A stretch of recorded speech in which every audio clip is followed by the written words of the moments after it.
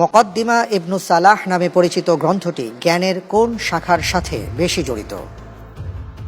ক উলুমুল কোরআন, খ উলুমুল হাদিস, গ ইতিহাস, ঘ রাজনীতি বিজ্ঞান। একটি বিখ্যাত গ্রন্থ মুকদ্দিমা ইবনু সালাহ।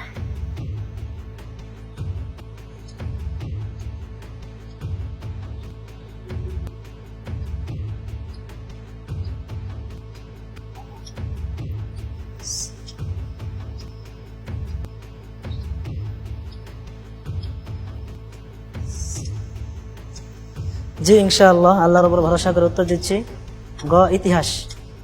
ইতিহাস লক করে দেওয়া হোক গ।